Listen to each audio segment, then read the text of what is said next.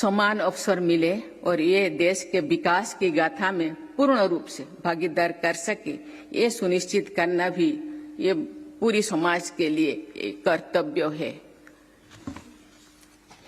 देवियों और स्वजनों, प्रकृति की गोद में बसा सिक्किम अपनी प्राकृतिक सुंदरता, संस्कृति और जैव विविधता के लिए विशिष्ट पहचान रखता है।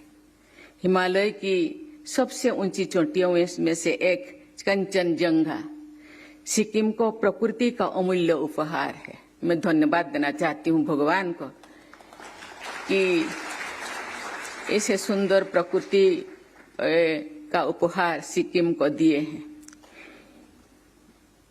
इस चोटी को सिक्किम के लोग अपनी रक्षा करने वाली देवी मानते हैं। उनमें प्रकृति के संरक्षण और संवर्धन के प्रति जिम्मेदारी की भावना दिखाई देती है। इस राज्य के लिए ये बड़े गर्व की बात है कि सिक्किम 2016 में भारत का पहला पूर्णतः जैविक राज्य बना। सिक्किम ने ये साबित किया है कि विकास और प्रकृति के संरक्षण का समन्वय किया जा सकता है। प्लास्टिक पर नियंत्रण, जैविक खेती को बढ़ावा और पर्यावरण संरक्षण जैसे कार्य पूरा देश के लिए प्रेरणादायक है। सिक्किम से देश सीखना चाहिए। यदि हर व्यक्ति अपने आसपास की स्वच्छता, प्रकृति और समाज के प्रति जिम्मेदार बने तो देश तेजी से प्रगति कर सकता है। देवियों और स्वजनों, हिमालय की गोद में स्थित होने के कारण सिक्किम विश्वविद्यालय की विशेष जिम्मेदारी बनती है।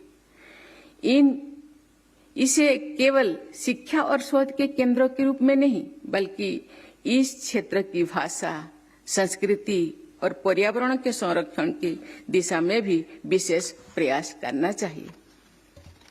मुझे प्रसन्नता है कि इस विश्वविद्यालय द्वारा आधुनिक शिक्षा को स्थानीय परंपराओं, इकोलॉजिकल कॉन्शियसनेस और सामाजिक उत्तरदायित्व के साथ जोड़ा जाता है। यही विश्वविद्यालय और विद्यार्थी को समग्र विकास की दिशा में आगे बढ़ाने का उचित मार्ग है। मुझे बताया गया है कि ये विश्वविद्यालय एकमात्र ऐसा केंद्रीय संस्थान है जहां पीएचडी स्तर तक लिम्बू, लिम्चा और भूतिया पाठ्यक्रमों के अध्ययन एवं अनुसंधान की व्यवस्था है।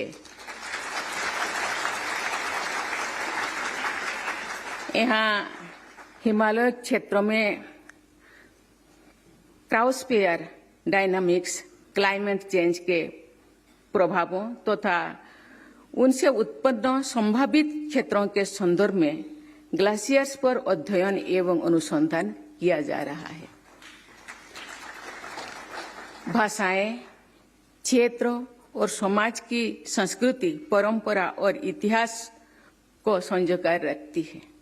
मुझे ये जानकर प्रसन्नता हुई है कि इस क्षेत्र की लुप्त प्राय भाषाओं के संरक्षण और संवर्धन के लिए सिक्किम विश्वविद्यालय में सेंटर फॉर एंडेंजर्ड लैंग्वेजेस की स्थापना की गई है। इस सेंटर से ये अपेक्षा की जाती है कि वो सिक्किम और उत्तरी बंगाल की लुप्त प्राय भाषाएं, परंपराओं को कंजर्वेशन, डॉक्यूमेंटेशन और रिविटलाइजेशन में महत्वपूर्ण भूमिका निभाएगा। प्रिय विद्यार्थियों, नॉर्थ ईस्ट का विकास देश की समग्र विकास के लिए अनिवार्य है। पूर्वोत्तर क्षेत्र का विकास और राष्ट्रीय विकास के लक्ष्य आपस में जुड़े हुए हैं। यहाँ के युवाओं में असीम प्रतिभा है। इस संस्थान में सिक्किम सहित अन्य राज्यों से आए हुए विद्यार्थियों से मैं आग्रह करना चाहूंगी कि आप सब एक दूसरे के संपर्क में रहे और मिलजुल कर राष्ट्रीय विकास में योगदान देने का भावना में आगे बढ़े। आप अपने योग्यता और निष्ठा के बल पर वंचित वर्गों के लोगों के जीवन को बेहतर बना सकते हैं। इस प्रकार आप समाज विकास में अपनी भूमिका निभा सकते हैं। मैं खुशी हूँ जो मैंने देख रही थी वीडियो कि माताएं बहनों को भी वो शिक्षा दे रहे हैं और इसी प्रयास से आप लोगों का सामूहिक प्रयास से ये आज ये राज्य पूरा फुल्ली लिटरेसी हो गया है। ये आपका सामूहिक प्रयास है। आज के युग में नई नई जरूरतें सामने आ रही है जिनके समाधान युवा पीढ़ी को निकालते हैं। आपको लेटेस्ट टेक्नोलॉजीज का उपयोग करते हुए दूरदर्शी सोच के साथ आगे बढ़ना चाहिए। कुछ बातों का यदि आप ध्यान में रखेंगे तो आप हर परिस्थिति का सामना कर सकते हैं। पहली बात, अपनी क्षमता पर हमेशा पूरा विश्वास रखें। दूसरी बात, आप दूसरों के अनुभव और ज्ञान से हमेशा सीखें। जहां से भी हो सके ज्ञान और कौशल अर्जित करते रहना चाहिए, क्योंकि सभी के पास कुछ ना कुछ ज्ञान है, सबसे सीखना चाहिए। तीसरी बात, आइसोलेशन में नहीं, कोलैबोरेशन से आगे बढ़े। टीम स्पिरिट हमेशा सहायक देती है। आप सब तो इतने अच्छे संस्थान से शिक्षा लेकर जा रहे हैं, कोशिश करके कि समान लाखों वाले युवा अपने ग्रुप्स बना ले और मिलकर अपने लक्ष्यों को प्राप्त करें। इससे आप रिसोर्सेस का भी सही उपयोग कर पाएंगे और अपने आइडियाज को और अधिक बड़े पैमाने पर कार्य रूप दे पाएंगे। चौथी बात, मैं ये कहना चाहूंगी कि अपने लक्ष्यों को प्रायोरिटाइज करें। शॉर्ट टर्म और लॉन्ग टर्म गोल्स तय करें और उन्हें अचीव करने की स्ट्रेटेजी भी बनाएं। शॉर्ट टर्म गोल्स आपको हर दिन मोटिवेटेड रखेंगे और इनसे आपको लॉन्ग टर्म गोल्स को अचीव करने में मदद भी मिलेगी।